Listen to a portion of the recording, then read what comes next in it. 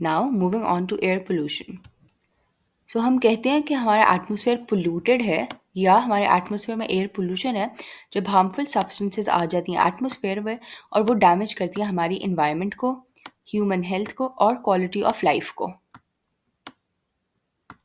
तो जो main source of air pollution है वो वेस्ट प्रोडक्ट्स होती हैं जो इंडस्ट्रियल यूनिट्स की चिमनीज से रिलीज होते हैं, या सेकेंडली वो गैसेस जो ऑटोमोबाइल्स के एग्जॉस्ट से निकलती हैं।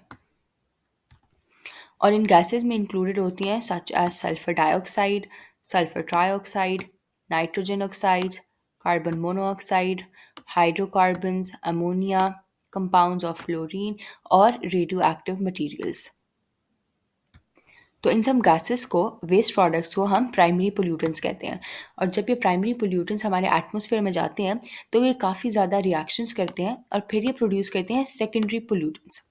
सेकेंडरी पोल्यूटेंट्स की एग्जांपल्स में हमारे पास है sulphuric acid, nitrogen monoxide, carbonic acid, hydrofluoric acid, peroxyacetyl nitrate जिसको हम PAN से भी लिखते हैं, ओजोन, एल्डिहाइड्स, कीटोन्स एंड पेरोक्सीबेंजोल।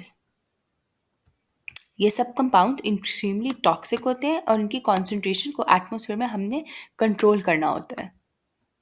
अगर ये ज़्यादा परसेंटेज में होंगी तो ये हमारी एयर को पोल्यूट करेंगे। सो स्मॉग बेसिकली कॉम्बिनेशन होता है स्मोक का और फॉग का।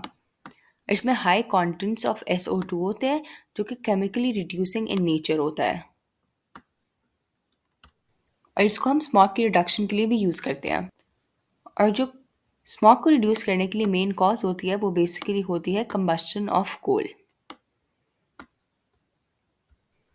इस केस में कार्बन मोनोऑक्साइड रिएक्ट करती है एयर के साथ और वो बनाती है वन सिंगल प्रोडक्ट जो कि होता है कार्बन डाइऑक्साइड। तो कार्बन डाइऑक्साइड एक मेजर ग्रीन हाउस गैस है और one of the main reasons है जो हमारी ग्लोबल वार्मिंग हो रही है। अगर रेन वाटर का pH लेस देन 4.5 हो तो हम उसको एसिड रेन कहते हैं। सो फोटोकेमिकल स्मॉग बेसिकली तब बनती है जब गैसेस रिएक्ट करती हैं like nitrogen oxides and ozone.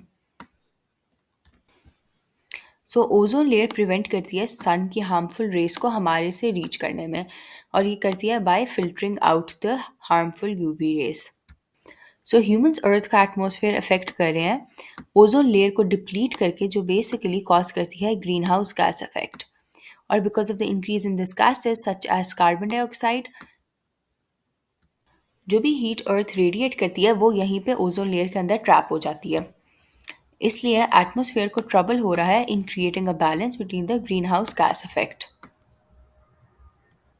जो राइट पे हमारे पास डायग्राम है वो शो करिए डिफरेंट गैसेस का contribution to the greenhouse effect. So इसमें हमारे पास है water vapour, carbon dioxide, methane, N2O and other gases.